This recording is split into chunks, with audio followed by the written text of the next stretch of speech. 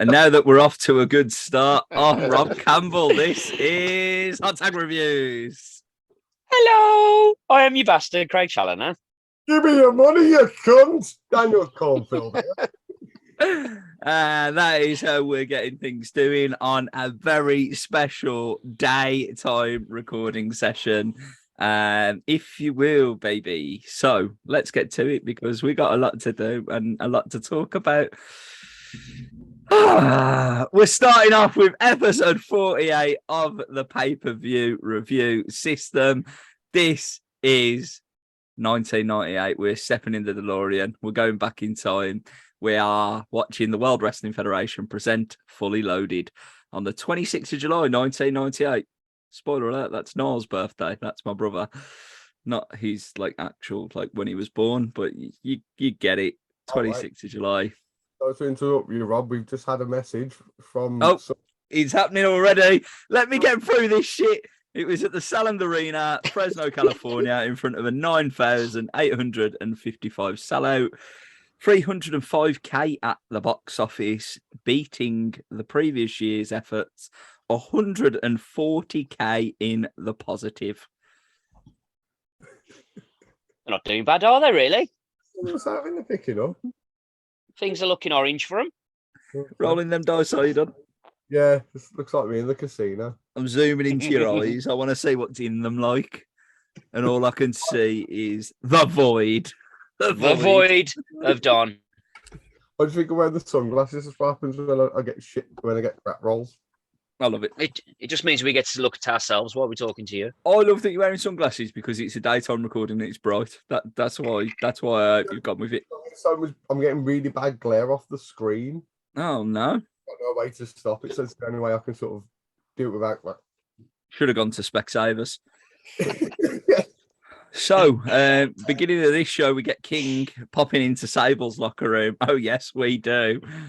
Before the event, looking like a kid in a fucking candy store. And the way that he leaves that looks like an adult that left the strip club. King's having the time of his life in 1998, let me tell you. Mate, he loved this shit. Walked in. Hello. Here we go. Let's move on.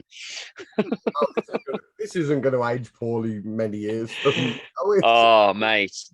This is definitely one of them things where you watched it back and went, yeah, that's a lawsuit.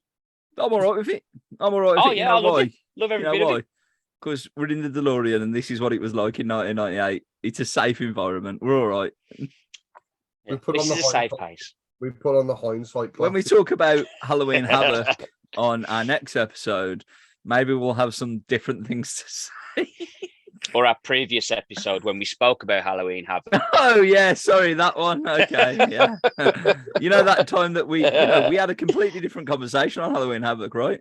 We did. We're in a DeLorean. Where we are in time and space doesn't really... Yeah. So Ready Player One.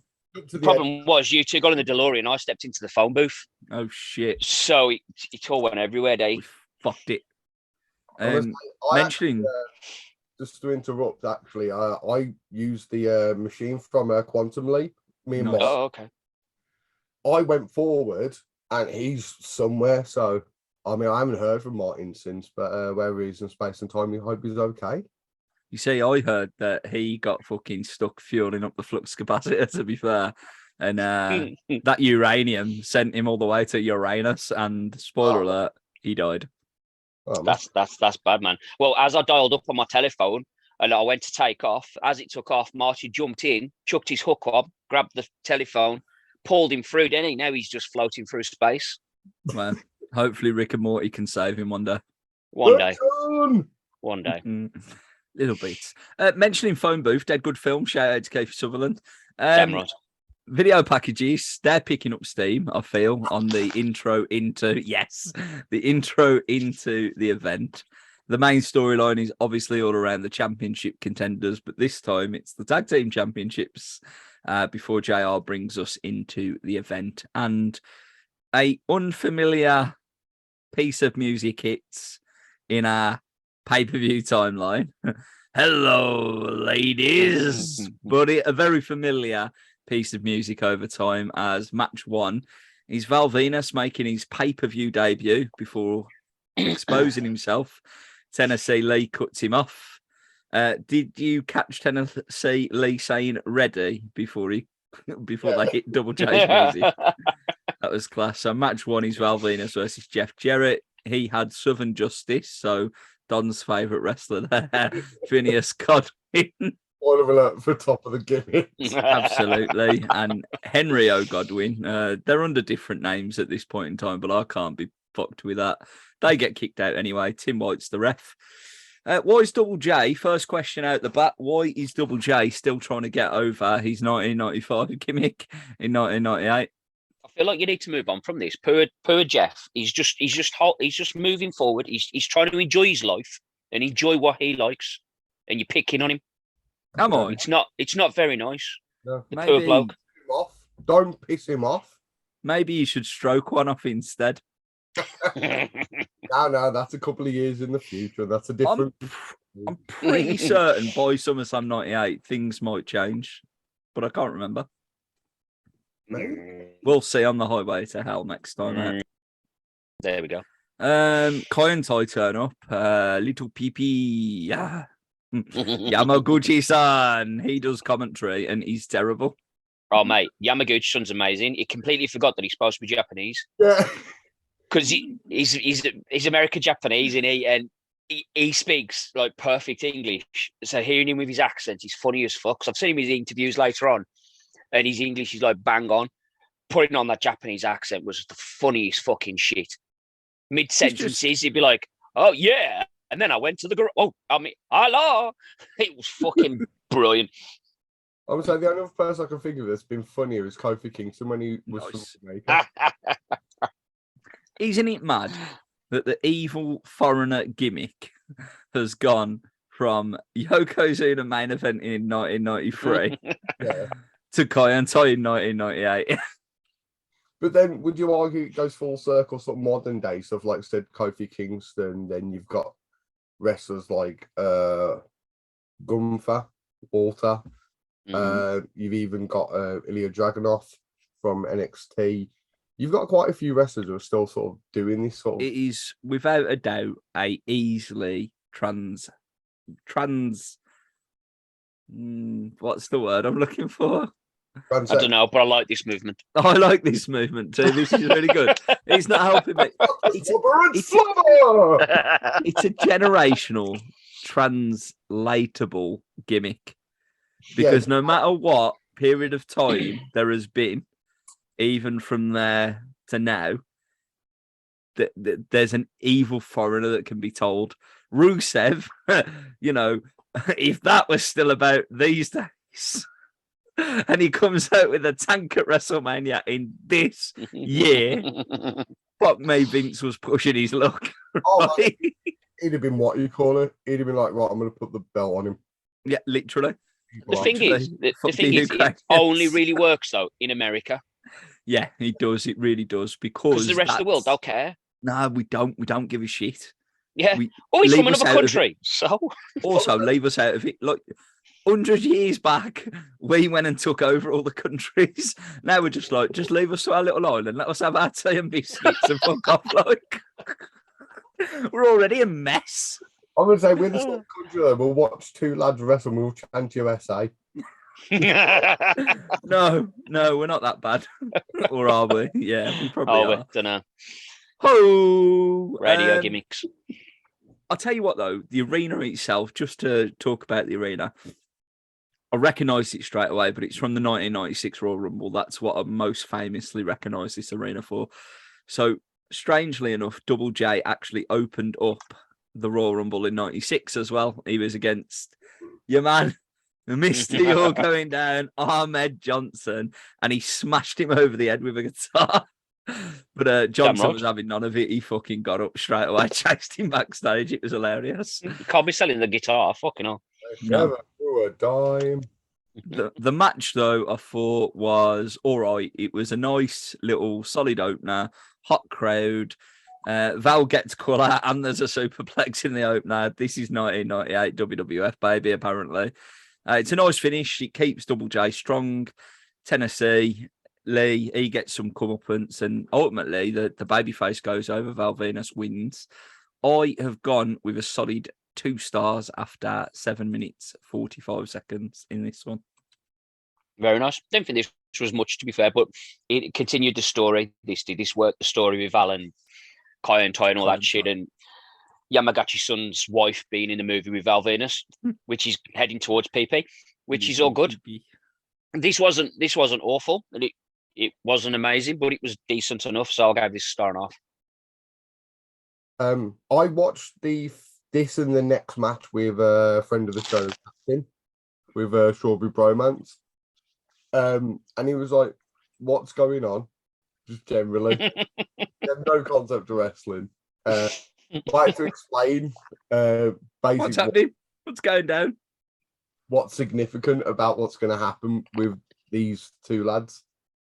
And he was like, "You're fucking joking me." I was like, "No, seriously, this happened." You thought I was ribbing him. And out of context, it is a rib. Oh, God, yeah. Unless you're actually in the context of this actually happened, kayfabe in 98. Chopping off your PP. Yeah. Fucking Lorena Bobbitt's fucking other half turns up to save. What the fuck? The woman who chopped off a man's PP for real. Fuck. Why not? Bring her along. Oh, what a party. I thought Jeff had a few nice spots in this, but I agree this was a way to show Val Venus' debut. Yeah. I gave it a star and a half. Okay. Lovely bit of squirrel right there. Dave, give it 2.25 stars. Yeah. So we're seeing the dungeon match gimmicks being set up. Nice little shout out from Norman Bates, or for Norman Bates, I should say, by the King. And then we move straight into match 2, which is the new European champion, D'Lo Brown, with the Godfather in his corner, taking on D-Generation X member X-Pac with China in his corner. The Nation and DX, obviously, hot rivalry in 1998. Jack Doan's the ref. Triple H lost the European Championship after being beat on the previous Raw, we're told, and shown with The Rock's help. D'Lo Brown becoming the new champion. It was Triple H's second reign as champion as well, by the way, that was, with the European title. I think big names for the European title don't really happen after this. No. I think there's one or two bits late on. I think like you get your angles, like you can angle. Yeah, I suppose you could class them. I suppose. Yeah, good shout in 2000. Yeah, Benoit. Yeah. I think that's really it though, because I don't think it was much long after it was deactivated. Nah, I loved it. Loved when you got a stupid gimmick of a wrestler who was like, "I'm from every continent. I will, I'm from every country," sort of thing. Al Snow did a great job with it. D'Lo. Yeah. Later on, when he started visiting the countries and just like, might not have said this before, but D'Lo is one of my boys. Definitely one of. I'm already getting 3 of your top 5. We named your top 5 already, done last week. It's fine. Phineas, or week before. Whatever it was, we did it. So obviously, D'Lo is now in the chest protector gimmick, which I think is his strongest gimmick during his career. I mean, I didn't really watch him in TNA, but for me, this was as big as it got for D'Lo this run. Yeah, I'm not going to disagree with that. This was where I like D'Lo. I love D'Lo in this particular thing. I saw him in TNA, but I didn't really see much of him. Yeah, I didn't watch a lot of it, so that's more Don's. Yeah, definitely. Yeah. Also, I think we'll get later on in the run. I'll probably speak more about the TNA stuff, but for now, this is like sort of seeing the boy become a teenager. He's not quite a man. Oh, it's almost like the Pebble to the Rock transition. Yes. Yeah. I like so it becomes a stone. Yeah. I love everything about it. It is a nice match overall between the two. I didn't think it was as good as the opener, if I'm honest with you.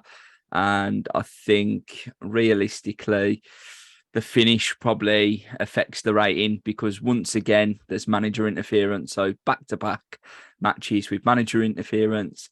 8 minutes, 26 seconds. Only 1.25 star I found for this one. Oh, dirty quarter. I kind of enjoyed this. D'Lo coming out with a walk now.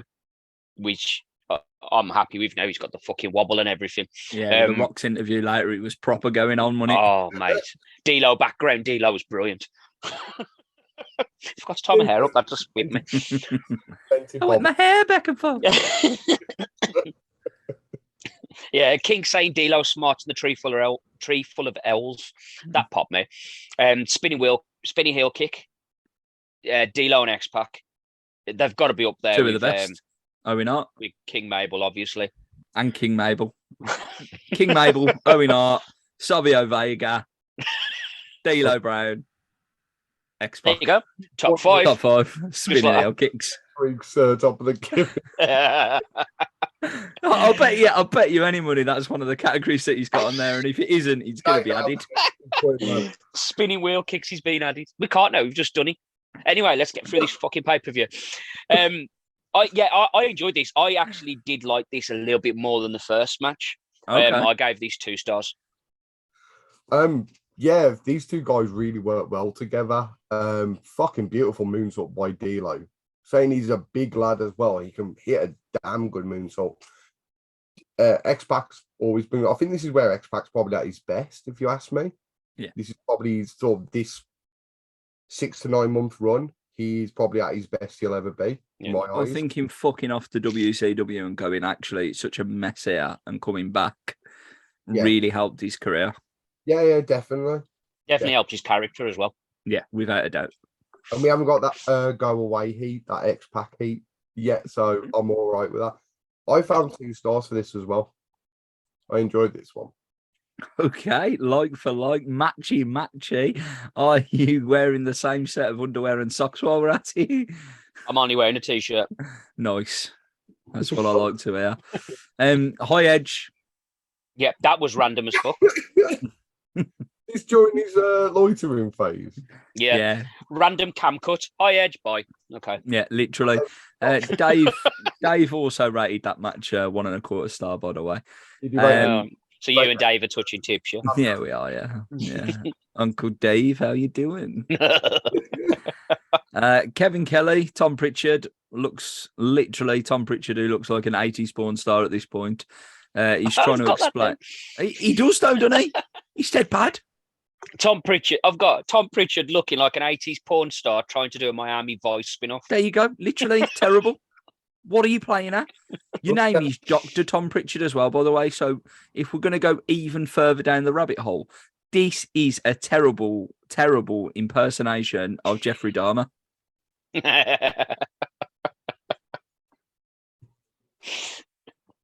That's a good shout, too. Thank you, Dr. Tom Pritchard. I was going to mention Kevin. Yeah, go. Kevin Keller, yeah. You love Kevin Kelly, don't you? He's in your top 5. He might actually be, he's not a bad announcer. He might actually look in. He might sneak in. Okay. But maybe we'll find out another time. In case you haven't realised, we're plugging our new show, Top of the Gimmicks. Unintentionally, but I'm just going to do it now. So just watch it. And if you don't agree with our top 5s, put your top 5s in. And also go fuck yourself, because we're going to shit all over them. Also, what is the music for Farouk and Scorpio, please? What is that? Mate. Pointless.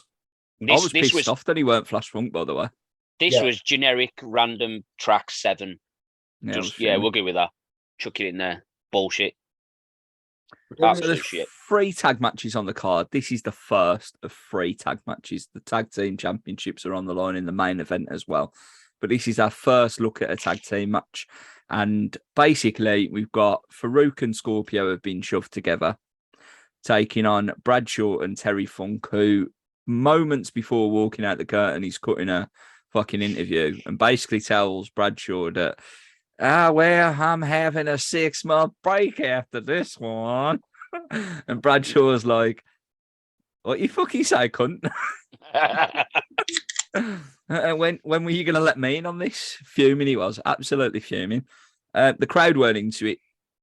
They started chanting boring. Poor Mike Chioda's had to referee it.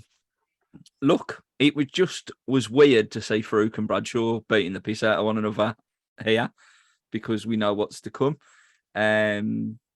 Scorpio immediately after the boring chant hits a 450 because everyone's like, let's go home. And I think Mike Kyoto went, let's go home. 6 minutes, 49 seconds. I did somehow manage to find 1 star for this match. I'm not sure how, but I did. Maybe it's because of the heel turn after from Bradshaw. I didn't know what to take away from this match. As far as the story went, Bradshaw and Terry Funk, that was just fucking weird. Yeah. It didn't really do much, and he didn't go anywhere.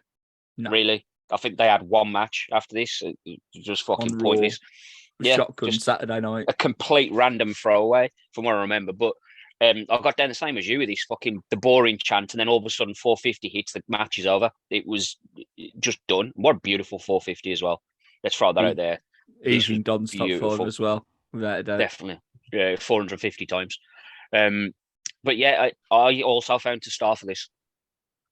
I think I was a bit overcritical with this. I went half star. Okay, I did not enjoy this. I like Terry Funk's Vader flash to the outside though. That got me. That fucking got me. And yeah, Scorpio fucking hit a beautiful 450. Other than that, nothing match.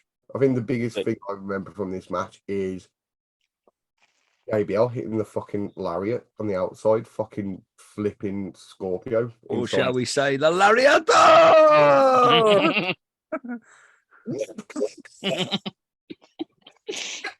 You can see us unbox that. Mentioning Vader, though, that was a great clothesline, by the way. Did you want to add anything more? No, I didn't think so. That's why it was almost like you went to say something. But Dave went with 1 1/4 star on that one too. We're at match 4 of I think 8 on this card. Vader takes on Mark Henry, so 2 big bulls just going to go at it here. Jim Corderas is the ref for this one. When I mentioned the 1996 Royal Rumble earlier, I forgot actually. There's 2 other points really that I should have mentioned it. So X-Pac, no, that's to come later. It is to come later, actually. Now that I think about it, so spoiler alert for later. X-Pac and a Royal Rumble 96 fact is going to be there, but Vader's pay-per-view debut was actually the Royal Rumble 96 too. So interesting arena. Vader and Val Venus making their pay-per-view debuts for the WWF 2 years apart in the same arena. A terrible match. Vader's just calling it. Yeah. He's just calling it, and he ain't selling. He's just calling it. Mark Henry's like, yeah, sound. He does a sunset flip. It's great. The sunset flip is fantastic. The finish is shit. It's just a power slam and a fucking... Why did he get up to slam him and like do a huge splash off the ground, please? I just didn't understand it. Oh, fucking hell. 5 minutes, 3 seconds. I did find half a star because of that sunset flip, if I'm honest. Yeah, this was almost a nothing. I was kind of looking forward to this in a weird way. I just wanted to see them beat the living fuck out of each other. But Henry was at the stage of his career where he was not going to answer back to Vader. No. Vader just went, Mark, we're just going to do the... And it was, like you said, it was all the way through. You could see it, you could hear it, and you can see Mark going, yes, boss. Okay, yeah, let's go. Just shouting at him. It's fucking terrible. Terrible. But somehow, like you, I found half a star on this. Putting him over, though, when in all fairness, Vader was trying to put him over. Yeah. I don't feel he had a good match on this one, Vader, because you heard him after like the initial power slam attempt. He got out of the ring and went, fuck!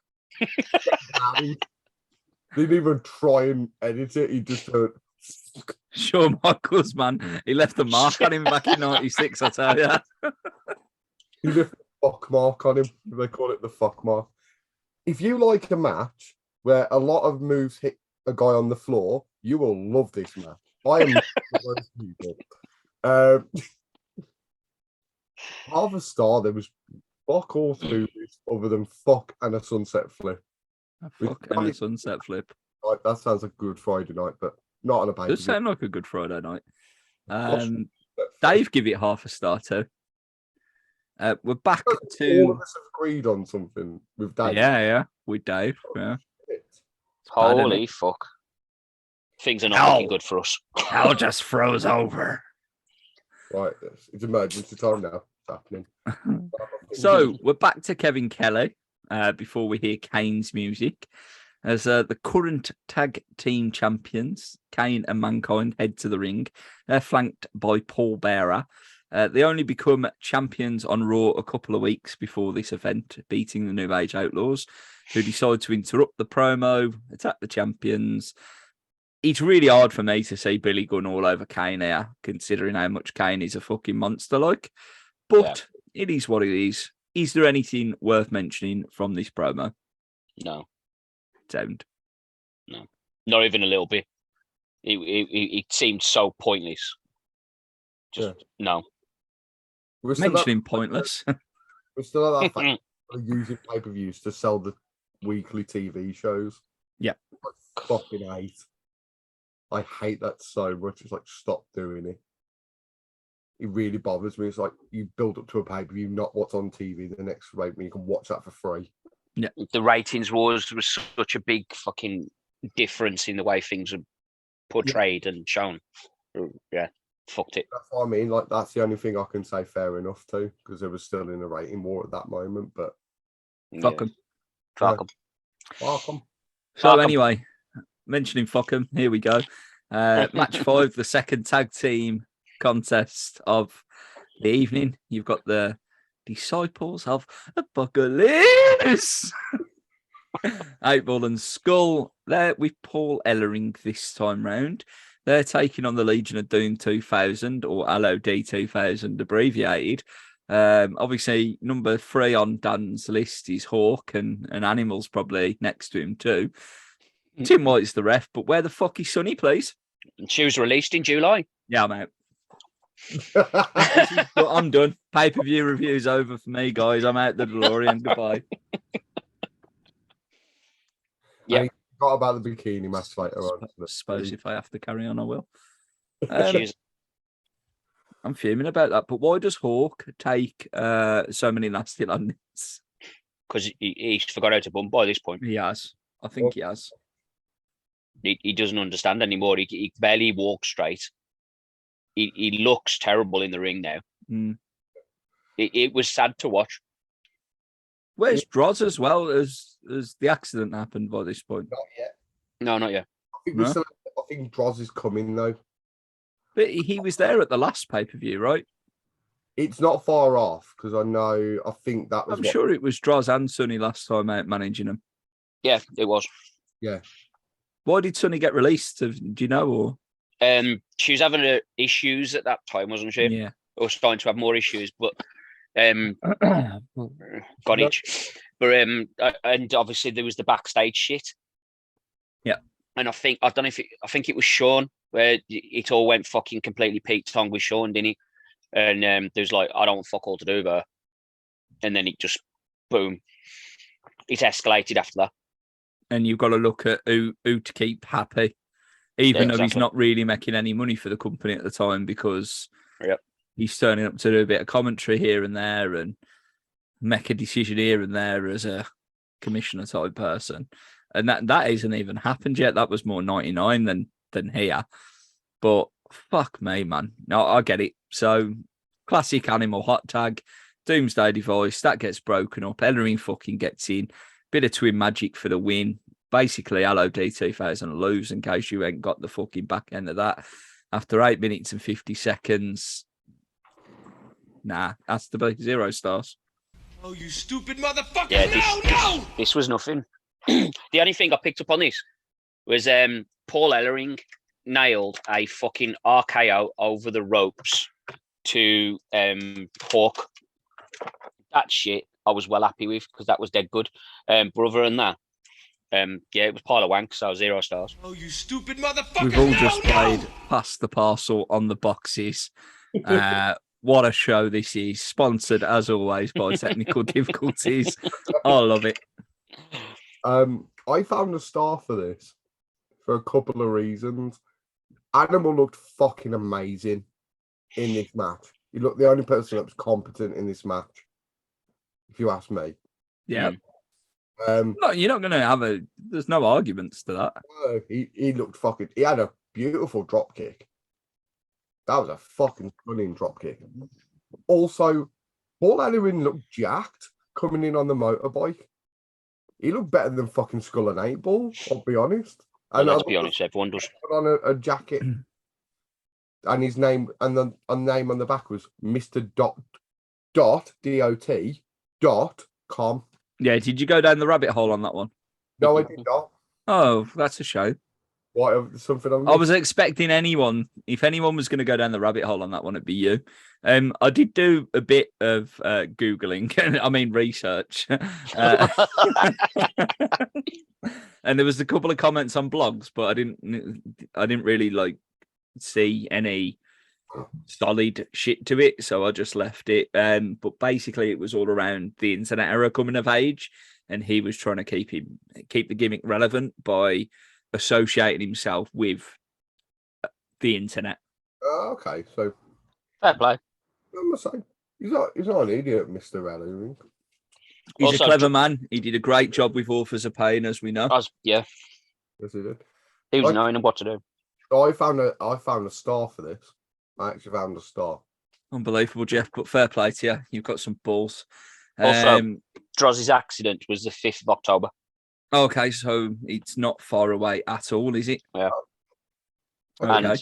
And it was Sable was the final straw that sent Sonny away. Sable and Painkillers. Yeah. The old So tag team combination. that's a tag team. Hey, it's Tony at Domino's Pizza. We'd like to offer you a special pizza to your room, ma'am. Brilliant. A quarter of a star, Dave gave it. So we got another promo from McMahon, Patterson, Briscoe, and Slaughter. I think the best part of it, if I'm honest, was watching Jack Doan leave on one of the bikes. The referee, the little blonde ref, I don't know if you caught it. And then the Brooklyn Brawler is in the main event. Heath Taker doesn't show up, which is fucking great. Oh. I sort of wish they'd have gone with it. Spoiler alert. Yeah, let Brawler come out first. Yeah. Be like, yeah, this is going to happen, and then switch it up. They have missed an opportunity there. You are right, because I mean the main event, in all honesty, went for the best part of 20 minutes, so they had time to do that gimmick. Yeah. 100%. They could have just fucked about with it. Like, even started the match, Brawler gets taken out straight away. Austin has to fight 2-on-1, and just as it starts, thing music hits, Taker comes in. But benefit of hindsight for you. There you go. So True story. we move on to match 6. And this is the business end of the pay-per-view now. Things are really going to 100%. start picking up. It's a dungeon match, and it's submission rules. It's Owen Hart versus Ken Shamrock with Dan Severn as the special referee. It's aggressive. There's an intense sense of realism for me. I love it. I fucking love this match. Owen wins with one of the best cross faces I've ever seen in my life. And after only 4 minutes and 46 seconds of this high impact action, I found 2.5 stars for it. Yeah, I absolutely fucking love this. And like you said, this looked almost real. Like, it is a sense like you've covering just up, ain't they, and things like that. Yeah. You've walked into a house party and 2 lads started kicking off in the fucking basement. Like, the And hits then- against the fucking wall. And then what happens is Joe gets him by the fucking scruff of the trousers and chucks him out the front door, like down the stairs. I'm just saying that's a real story, so clearly it happened here too. It must have done. You can see, I love you can see Mr. Hart coming down into the basement and kicking him out. Get your black That belt out. crossface by Owen. You know he was in his dad's fucking basement because he had to make sure that shit was in right. And I loved it. I like the way he hid Severin, hid the arm from Severin and stuff as well. It was really fucking good. I gave this 3 stars. I'm gonna say so many, like, this was completely different at this time. Like, I love the fact as well that they brought Dan Severn in, who at that time was a super fight champion from UFC. Ken Shamrock has also been a super fight champion. He's also wrestled in a company called Pancrase, which was sort of like a hybrid of pro wrestling and MMA. I thought that was the ride in Rick and Morty, like in the amusement park. That's Pancakes. Is it? No, that's Pancrase. There we go. Oh, I'm sorry. You found it. You found it.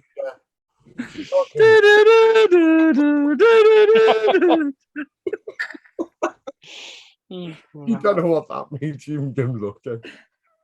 My aim for next year is to ruin that song for as many people as humanly possible.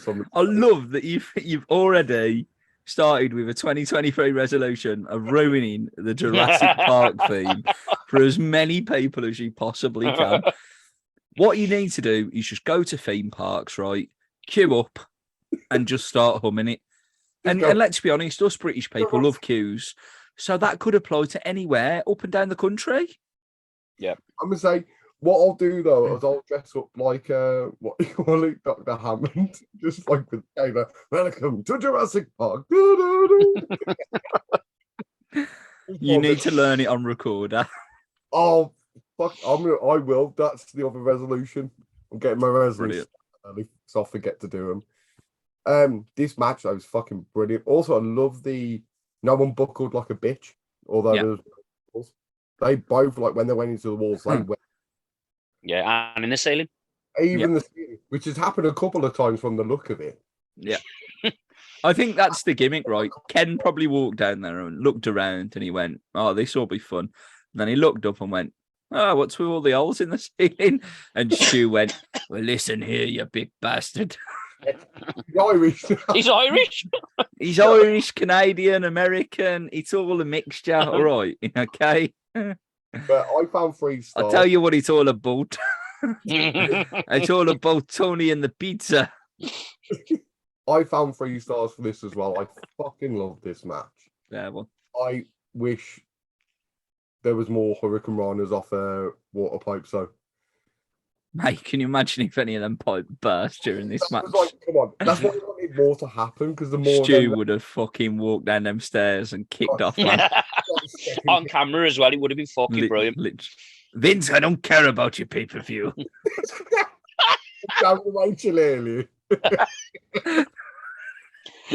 Vince, you owe me plenty of Guinness. You want to send the Lucky Charms round, Vince? 3 stars from Dave as well, funny enough. But here's my match of the night. I don't know about you, Pear. Match 7. It's for the Intercontinental Championship. It's a 2 out of 3 falls contest, and it has a 30-minute time limit. That, spoiler alert, will become important. Triple H is the challenger. He's got D-Generation X with him. They're taking on, or he is taking on, the current Intercontinental Champion, The Rock. He's with the Nation. Now, everybody gets kicked out except China, and the way that we get told that's allowed is because China is the only one with a manager's license. Okay, we're back in the 80s. I was all right. Yeah, of course you was. Yep. You're a Jim Cornette fan. She was never called a manager. She was always called a bodyguard. But yeah. Yeah, there you go. The enforcer, blah, blah, blah. Yeah. Anyway, Mike Yoda's the referee. Like I say, it is the match of the night for me. It's a prelude to Judgment Day 2000, which was their classic Iron Man match for the WWF Championship, which we all know the American Badass intervened during that one. It's a long match to get to the first fall for me. Like, it takes a while, but I think that's because, well, there's a lot of shenanigans for one. There's a lot of back and forth, and they're trying to make each other look as strong as humanly possible. Yeah. So they don't want to have a first fall within the first 10 minutes, shall we say. And they don't. They all come towards probably the latter. It's after 15 minutes, I'm sure it is, when the first fall hits. I didn't even say it's like that's what I'm saying. Yeah. So then from there, and this is my point about X-Pac, because obviously he comes in to try and cost a fall for The Rock. So he jumps over the barricade. He did the exact same thing at the 1996 Royal Rumble, but as the 1-2-3 kid. And he did a sort of kick from the top rope. He did like a spin kick from the top rope on Razor Ramon. And Goldust won the Intercontinental Championship on that event because of that move. But The Rock's just way better than Goldust, clearly, because he kicks out. So you fucked it, mate. He didn't get the job done. What a chair shot to Mike Chioda. Fuck me, he took that. He took that like a boss. Hall of Famer, that ref, I'm telling you. Hall of Famer. Get in the Hall of Fame, like Max Mini next year. I swear to God, Triple H, I'm having a word. Earl has to do a running. Pedigree. Jogging. Yeah, jogging. Earl, yeah. I don't get why he waves it off, because I think he could have got down and counted, if I'm honest. Even if he'd counted to 2, then it would come up. I'd be like, okay, that's fine. Mate, he jogged to the ring with zero shits given. Like, he didn't even care. He was going, all right, I'll go down, whatever. Yeah. It's a great match. It lasts 30 minutes. Running. We're ready to get out of here with a T-shirt, money. Literally. Get the engine started, Dave. I went 3.5 stars for that one. Yeah. I got one of the highlights for me from this is when Rock's outside, a kid starts screaming at him, and he looks at the kid, and the kid screams, "You suck dick." Mate, I laughed so fucking hard at that. It was brilliant, absolutely brilliant. Some little kid telling Rocky sucks dick. There you go. Go on, Johnson. Now he's sucking a Johnson. But this was fucking dead. This was really good. Like you said, this was definitely match of the night. I got 3.5 for this as well. I found 4. I got a 4 for this. This to me should have been the main event, even with the title main champion involved in the main event. I was like, they put this on as like, right, beat this. And this is 2 guys who were, like you said, they were trying to make each other look strong, and fuck me, did they ever. The finish hurt it. Like I said, with the fucking engine running, Earl didn't want to do it. But that was it. That was the only sort of downside I saw to the match. There was a moment when Rock tried to go for the flight over DDT. He then decided to put a 360 in because they mistimed it, but it still looked they looked like so in sync that it still worked. And that to me is like a sign of 2 fucking high-end wrestlers going in there and doing the shit. So 4 stars for me. I fucking love this. Dave went 3.25 star on that one. I'm really looking forward now to SummerSlam, though, Don, because like I didn't go with 4 stars for this match because I feel the ladder match at SummerSlam is at least 4 stars from memory. Do you know what I'm saying? Yeah. So I feel like you shot yourself in the foot a little bit, but I've backed myself into a box at the same time because I know that I'll have to go a minimum of 4 stars at SummerSlam, regardless. The thing is, though, when I review these, I review them for the show themselves, not for coming. There you go. Perfect. That's how you don't fuck yourself over. And I don't care. And yeah, exactly. So, but well, it was just a point that I thought I'd mention, guys. All right. God, let's get to my first wank, okay? Although to add to your point of that ladder match coming up, I put this down as 3.5 stars and went, oh fuck, I got the ladder match. But I was like, no, it doesn't matter. This is right now. This is what I'm looking at right now. So yeah. The ladder match in my head, without a doubt, is no doubt 4-star minimum. Yeah. It's one of their best matches. Absolutely. And they had some great matches together. So looking forward to it. So we get the Undertaker has arrived footage. Woo. We get the Coliseum home video exclusive with D'Lo and The Rock. Was there anything from that interview that you want to mention other than the? That was it. That was all. That was the best part of it all. Rock's leaving. D'Lo wants to go, and D'Lo's like, I can't get in. Rock got incredibly fresh, saying he just wrestled a half-an-hour match, and he almost looked like he filmed it before that. The match. It's weird, isn't it, though? He's probably dark outside now, though, as well, because we're deep into the second half. We're deep. Do you know what I'm saying? There's a good chance it's dark outside. We're about to go deep. We are about to go balls deep because it's the bikini contest. 5 stars. We've got to see a video package first. But, I mean, I didn't add this into the matches as such, but I agree, 5 stars for obvious reasons. It's Jackie versus Sable. There's a tale of the tape presented just before we get Dustin Runnels, who is now not the artist formerly known as Goldust, preaching and praying in the middle of the ring. What the fuck is going on? This was your start to right to censor. Yeah. Well, I suppose it was. Photo right to censor, yeah. I don't Because think it lasts very long though. no, it didn't. It didn't. This didn't make it to the next pay per view, did he?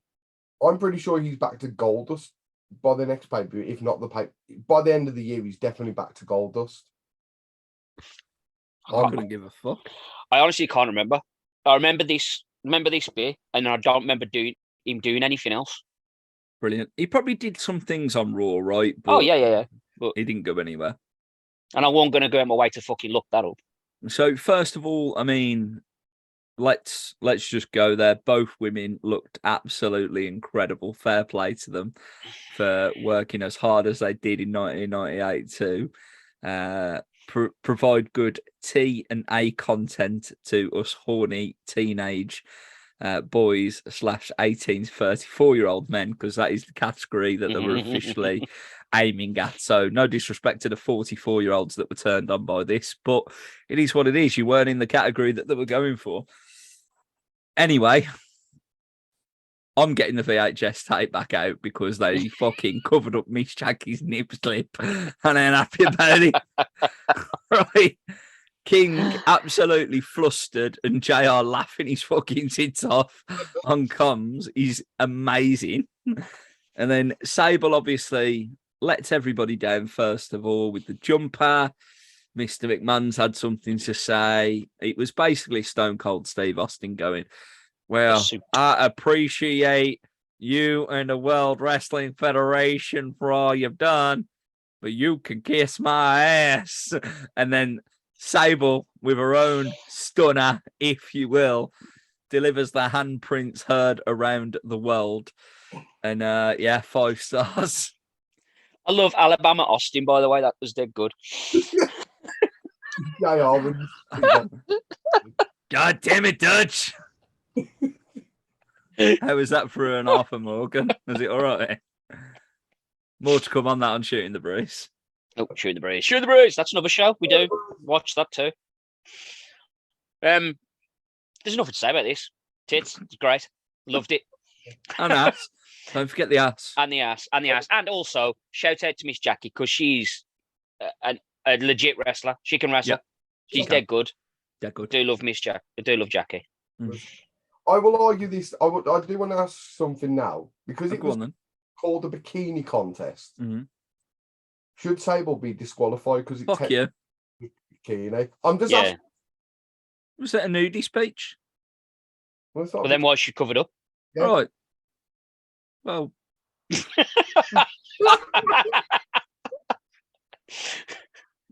anyway, there's a video package that tells us what's happened over the last couple of months to lead to this main event that we're going to see, which is for the WWF Tag Team Championship. The challengers and current WWF champions Stone Cold Steve Austin and The Undertaker take on the current champions Kane and Mankind with Paul Bearer. Lebner's the ref. If I'm honest, this match dragged me in as it went along. It was basically what you'd expect from a house show. This is big names in a multi-man match, whether it's a tag team, a 6-man tag. It's a house show, and a lot of it seemed to be called on the fly. Now, the good thing about the people in the ring, especially Austin and Taker, and Mick Foley, I'll give Mick Foley his due. They can call it out there and do it. Kane, he wasn't ready for it. Glenn, bless him. But it was a big learning curve, especially on pay-per-view. And I think in the Attitude Era, that is what people like Stone Cold and The Undertaker would have done to people. Can you hang where you're being put on the card? and it was a test and a challenge for them. And I think, people like Triple H and The Rock had to go through that. And obviously, Triple H, there was no doubt he could hang. The Rock, questionable, but he did. You know what I mean? And succeeded. There's 2 hot tags in the match. Basically, Austin and Taker win the tag team titles. 18 minutes, 8 seconds. As I say, I enjoyed it for what it was, and especially more towards the back end of the match. So 2 3/4 stars. Yeah, I gave this 2.5 stars. I enjoyed it for the storytelling aspect of everything with this, because it kept every story intact and it kept going throughout as it was going. It's like Taker and Austin still feuding. That story continued, but they still worked together. The whole thing with Mick, is he Dude Love, is he Mankind? Like that whole transitional thing with Mick and Vince McMahon taking a fucking chair shot that looked and sounded like it murdered him. So I was happy with that. I found 2.5 for this as well. Like, for me personally, this match, we just come off that fucking amazing fucking 2 out of 3 Bikini contest. bikini contest as well. Sorry, but we didn't rate on that one. I know you 2 did, but 5 stars. It's 5 stars, Tom. Come on. I only rate musical content when it's like performance. That is true. It's true.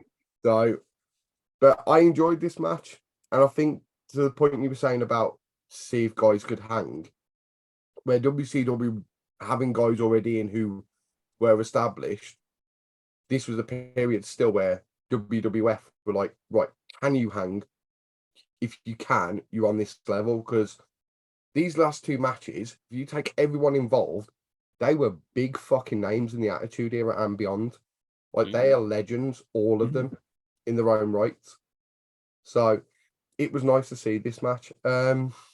Like I said, it shouldn't have been the main event, even though it was. You had the WWF champion and the tag champions involved. But I think the match before should have been the main event, personally. But I enjoyed this match.